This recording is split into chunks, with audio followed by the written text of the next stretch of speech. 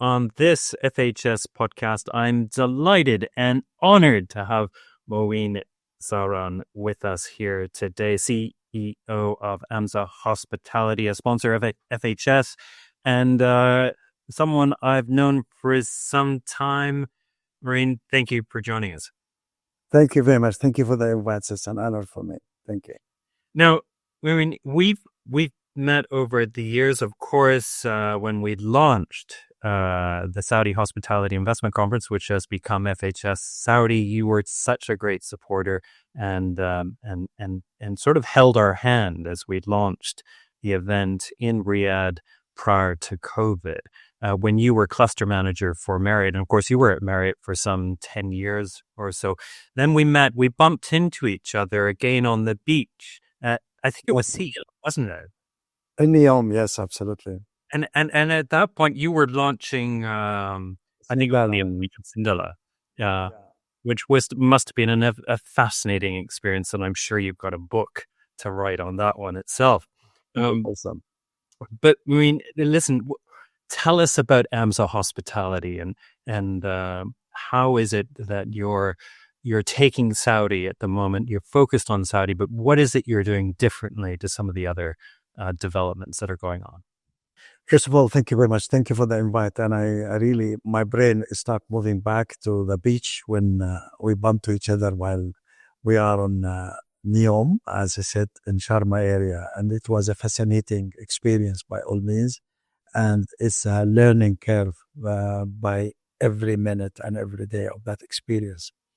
Amsa Hospitality, this is one of the things where, somebody in my experience for crossing 25 years, moving from an international brands to go into a homegrown brands born in Saudi Arabia. It comes out of passion. When I met the founder, Mr. Muhammad Al-Adil, I was fascinated with the passion he had to hospitality, more and above the passion he has to do, or he building toward having his own brands. This is one, and working with an international brands. This is two, but all in Saudi Arabia. So when we were discussing exactly how the direction of Amsa will really move in, the approach was we need to look into the area which is unserved area. We say that in a math, the gap analysis. So when you do the gap analysis in hospitality in Saudi Arabia, you will find that secondary markets is one of the areas where you need to tap in. And in here, we start sharing so many good thoughts on partnerships that we need to think of partnering with PIF and so many other mega projects in Saudi Arabia that we can have Amsa as their hospitality partner. So what we are making different in this, it's really coming into the core value of Amsa Hospitality. When we developed the company from the culture being the hallmark of hospitality company, we thought of going the core value. When you do the core value is one of them is the innovation. So we're coming with a very innovative brands and relationship and partnership and offering. We have also something very important, the resilience behind our approach toward the assets. Having me moving from an operator side to an owner side, have a huge experience into what sort of challenges normally owners are facing when it comes to handling and working with operators, and how we can overcome these challenges. On a tipping point of this, the efficiency.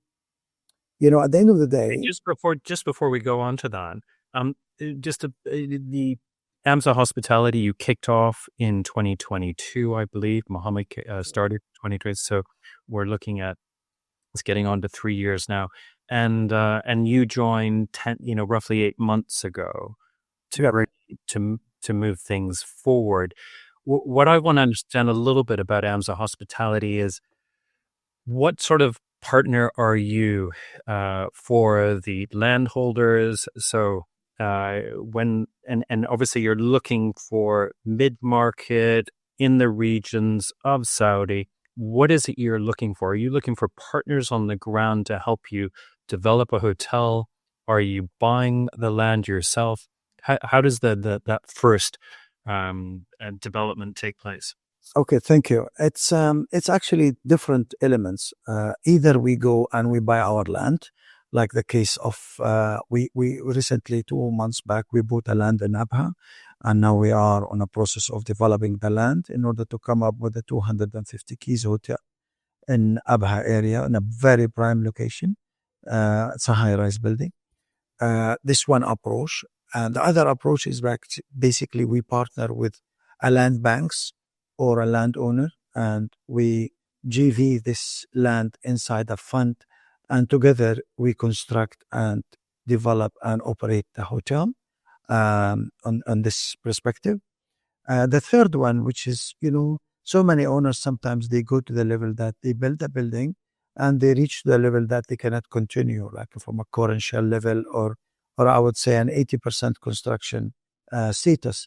And here where we come in and we continue this journey and with the owner toward either lease or management agreement, and we operate the hotel moving forward in a year or so. So three elements, and number four elements, which is very important with us, which is like the case of a hotel we will have in Dammam, where owner decided to give us the hotel as a management agreement. So we go into a management agreement. So four elements, and this is part of the resilience, what we are in. You work with brands as well. Currently, you're working with Radisson. You're working with Accor. Absolutely. Yeah. We have a very strategic partnership with Accor and Radisson, as well as the IG and the Marriott. The channels are open, moving forward. Projects are being in discussion with these brands. And the relation is not in a static move. Actually, it's in a very active move, and it's just only on disclosing agreement to announce hotel in a future movement. Okay, and you've got 4 hotels operating at the moment. Is that correct? We have 3 now, as we speak. 3 hotels operating. You've got pipeline of some 10,000 keys, I think, having a look at your website. Okay.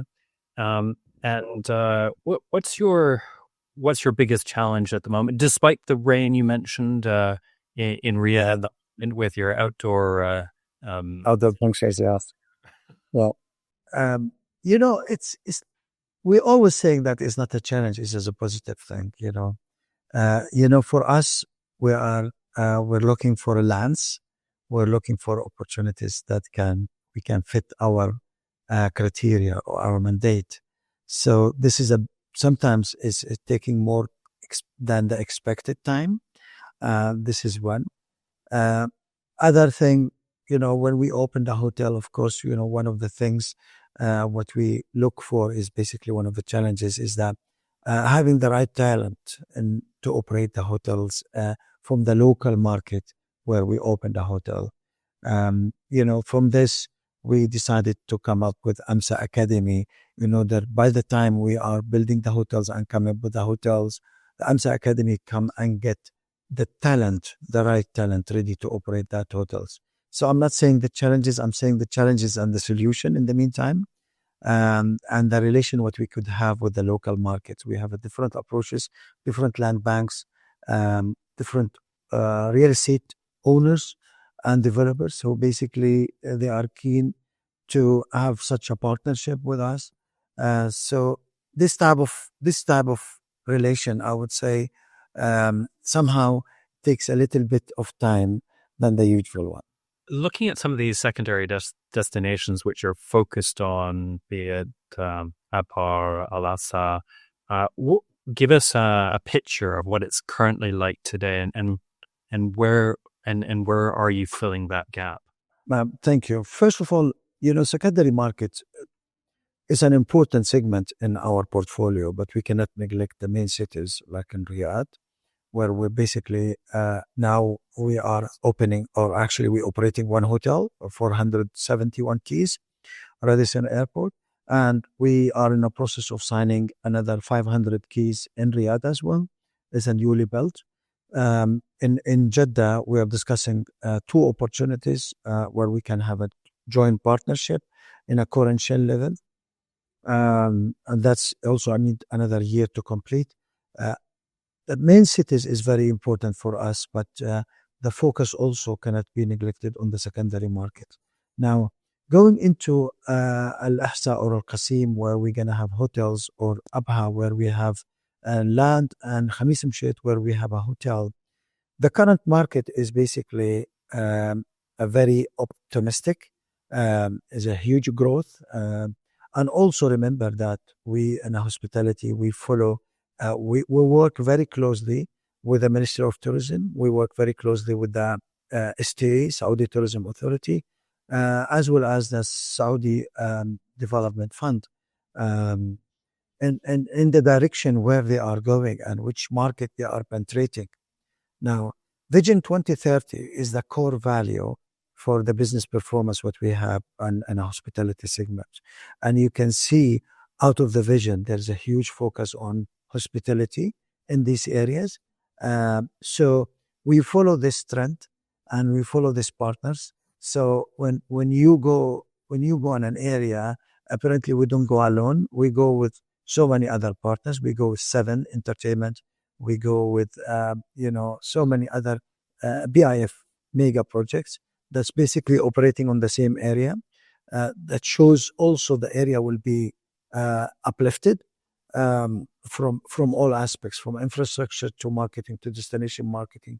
So this makes the journey very exciting moving forward. So current market is really very, very promising in all the areas we are in or we are studying. We're studying Hayel. It's an amazing destination.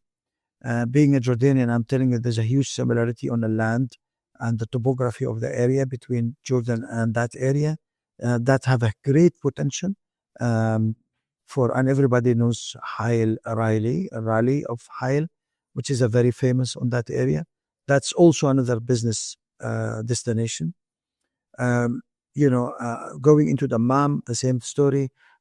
So in short, I could tell you, there's a huge light coming from the tunnel.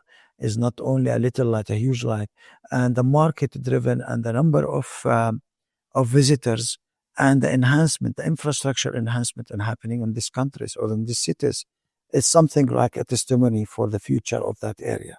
Right. So you've got great public-private partnership there, but just building on that, in terms of the dynamics of the accommodation that's currently in place, both in Riyadh and Jeddah and the secondary cities, it's a similar dynamic to what took place in Dubai in terms of the luxury hotels being built, and that mid-market coming in a bit later. And that's really where you're playing, isn't it? You see a huge opportunity in this area. 100%. Now, Saudi with the Vision 2030 is opening to the world. And you go to each segment, each market, your Chinese market, Indian markets, you have to give a different tiers of brands inside your accommodation portfolio. It cannot be all 5-star hotels, or it cannot be all non-branded hotels. You need to have a mix between 4 and 3-star hotel that can really cater to this segment. This is one. There's also a huge, I would say, business shift from different regions to operate in this area. Everybody knows Saudi is a land of opportunities.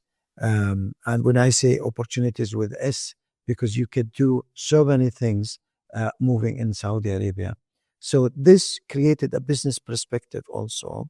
Not, previously I could tell you from an operator life when I was running hotels, I would say prior to Corona, Riyadh in particular was very much dominant into consultants who comes in and do consultant jobs to different government sectors.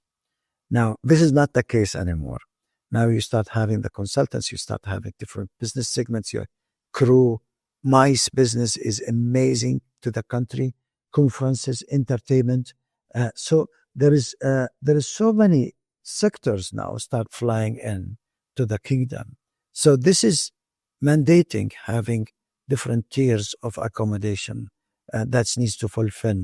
And as you said it right. It was the case in Dubai, and now we are faster moving than the usual into the way how we're developing more hotels in the area. Fantastic. And I hope during FHS you'll have perhaps an announcement to make on a new opening, and look forward to that as well. I know you've done a lot on innovation, and you look at lockdown and what you were doing at Marriott at the time in Riyadh, in terms of using underutilized space.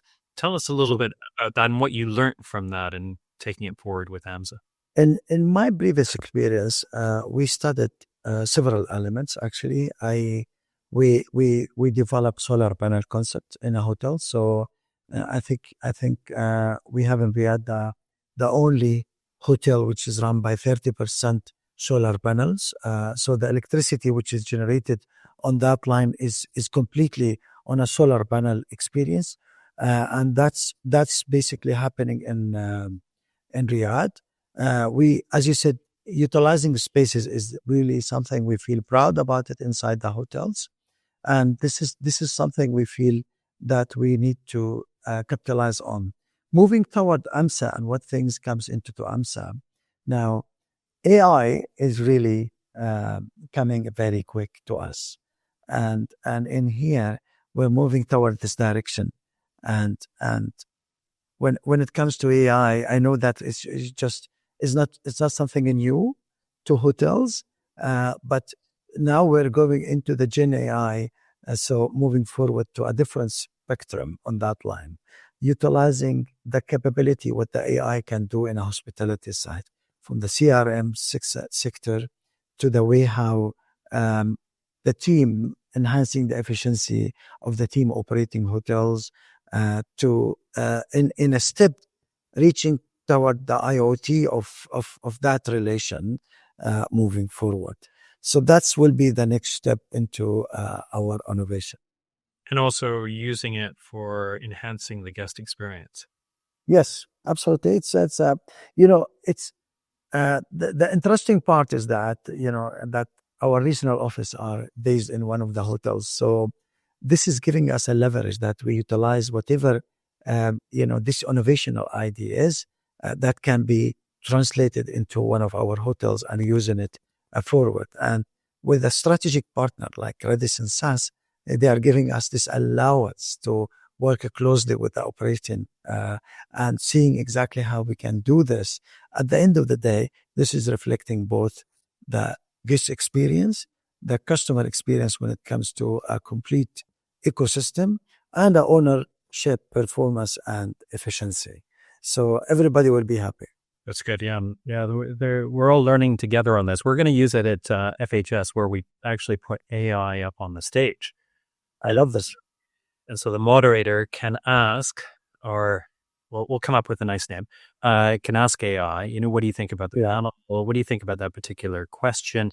And I suspect it'll be, sometimes a great response, and develop the conversation with the humans. So, the other day we were discussing this on a really bigger scale, on that level, because you mentioned the human, no matter what we do for AI, the human aspects has to be there, because, the AI missing the emotional experience of our relation, which is, whatever you can be smart in answering the question, but there's no humanity in that life. So that's why this makes things, I think, enhancing the relation, operating hotels, reflecting a better experience to the guest by having the human serving the guest in a better way. Yeah, I agree. I think I think we're in a really good space, actually, in the hospitality industry, where we can embrace this technology, but also embrace the human touch and that experience that we provide to our clients. So it's a win-win, actually. So, Maureen, it's been wonderful speaking to you. Is there anything that we can assist you with FHS at the event? I would imagine you're using this as a platform to continue to meet with landowners from the regions, with partners, with consultants to help you get to that vision 2030 and also your 10,000 keys. Yeah. You know, one of the things which is basically we're also focusing on, which is Amsa Academy. The academy is not coming as a cliche or a CSR activity we're doing. It's something we are developing with a great partners of different universities and a huge hospitality partner from France in order to come up. We came actually with great curriculum that can really serve the local market. So in between this partnership that we have with the universities, in order to get the human talent ready to the future, we have a journey, and the journey need huge talent to really catch up with this development. What we're doing, not only us, maybe others as well. So we can also get the team for other hotels get really ready for their hotel experiences as well. So this academy is not only serving Amsa hotels, is also serving Amsa hotels and others because there's so many a huge demand toward way how we can leverage the experience of the customer journey. Now it's become the focal point for all segments of the government. So it goes from A to Z. You can see from even I would say the static one, which is the ones which is generally speaking, they don't have that customer relation from passports, from visas, from all this. You can see there is a huge demand toward shifting and enhancing the customer relation what they have with the end user. So you can imagine what we can do for these sectors as well as different part of the hospitality F&B partners in the local market that can enhance the way they deliver the services. And at the end, this is reflecting into the profitability. We did this very well with the brand, it happens to be our sister property or our sister brand, Dunkin' Donuts. We did some sort of studies for them, seeing exactly the consistency of the service delivery from one branch to one branch. And we came up with a training course that can have unified, an excellent experience to all customers. And we are on this process with them. So Amsa Academy is not only serving hotels, we're serving hotels and I would say related to hospitality in the local market. So, my keen is that during FHS, we could really connect with different partners who are looking forward to enhance their customer journey experience and utilizing Amsa Academy for that journey. That's fantastic you've mentioned that because we do have our Next Gen Investment Forum that's taking place on the 11th of May. So part of FHS Saudi, but we've got over 15 speakers now from all over. We've got the CEO of the Riyadh School of Tourism and Hospitality, Dr. Fabian, Dr. Abir from the Ministry, Paul Grieve from the Hotel School, The Hague, Louise from UN Tourism. It goes on and on. So we got a really good group of people participating, and that is on this Sunday. Just to make sure. I would love to. Okay, fantastic. Muin, thank you so much for joining us on this podcast, and look very much forward to seeing you just around the corner at FHS Saudi. Thank you so much. Thank you very much. Thank you for your invite and for the efforts. Thank you.